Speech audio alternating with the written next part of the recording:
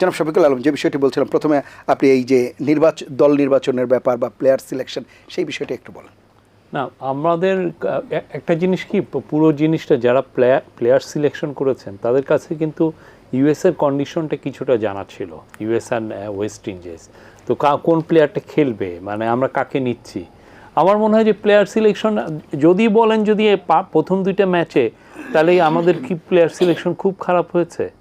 একটা ছিল যে সৌম্যকে নিয়ে আসলে অনেক দিন ধরেই কথাবার্তা চলছিল, বাট লিটন কিন্তু ফার্স্ট ম্যাচে হি প্লেড দ্য মানে মেইন অ্যাঙ্করের রোলটা মানে কত বলে আপনি কত রান করবেন টি-20-তে, সেটিও তো একটি বিষয়। It doesn't matter, low scoring ম্যাচে একটা এন্ড ধরে রাখাও কিন্তু ইটস এ ভেরি ক্রুশিয়াল জিনিস। রেজওয়ান যেটি এখন করে আজকেই যেমন করেছে, হ্যাঁ ঠিক সেই জিনিসটা আমার মনে হয় যে Liton did a wonderful job. আমরা লিটনকে আমি দেখছি না, বাট সত্যি কথা হচ্ছে কি এইখানে আমরা সেট কিছু মানে জায়গাগুলোতে যে এরাই খেলবে এটা নিয়ে আমরা আসলে দ্বিধায় ছিলাম।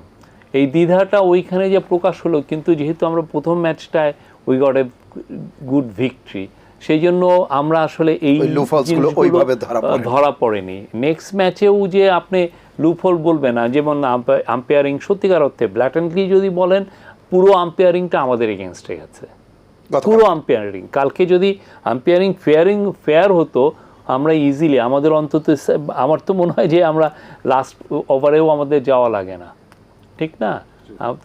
কিন্তু আমরা তো লাস্ট ওভারে আমাদের গেল, আমরা ওই সেইটা আনফর্চুনেটলি পাই নাই। আপনি দেখেন সবাই কিন্তু সাইমন ডুল বলেন, বলেন, সবাই কিন্তু এটা নিয়ে কমেন্টই করছে।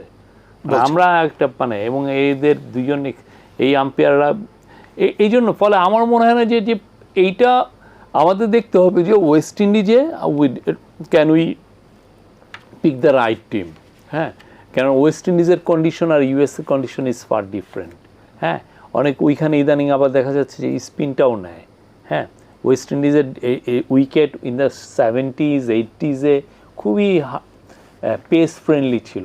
ইদানিং আবার ওয়েস্ট ইন্ডিজের উইকেট কিন্তু দেখবেন যে পুরো ফ্রেন্ডলি, স্পিন ফ্রেন্ডলি। তো সেখানে আমরা কোন টিমটাকে নিব? সোফার আমি বলবো যে আমি 100-তে 100 দিব না, বাট আমার মনে হয় যে আমাদের টিম ম্যানেজমেন্ট, স্পেশালি যারা টিম সিলেক্ট করছেন, they did a good job. Except প্রথম দিনের সৌম্যকে নিয়ে, মানে বিকজ সৌম্যর একটা অ্যাডভান্টেজও আছে ওই ইয়েতে। আমাদের অনেক ক্ষেত্রে হয় কি, 3টা ইউ ক্যান হিট লাইক 3। আপনি কালকে যেমন ধরেন না ডিসাইসিভ, মাহমুদুল্লাহ 38 বছর বয়সে যদি এই 6টা, সে যদি মাহমুদুল্লাহ 32 বছর হইতো, এটা কিন্তু 6 হইতো। আপনার একটা ছেলে, আমরা যেটা জানি যে ফিজিক্যাল যদি আপনি স্ট্রেংথের কথা মনে করেন, তাহলে 27 থেকে 32 হচ্ছে একটা ছেলে, মানে প্লেয়ারের এটা হচ্ছে সবচেয়ে শক্তির সময়। সে তারও 5 বছর পরে যে সে খেলতেছে, তো সেই জায়গায় সে এটা পারে নাই। শোয়েব মালিকের ক্ষেত্রে কি বলবেন, মানে ওইটা কি এক্সেপশন? বাট শোয়েব মালিক কি সেরকম কি পাচ্ছে? হয়তো দলে জায়গা পাচ্ছে না, না এখন ওই জায়গাটায় নাই।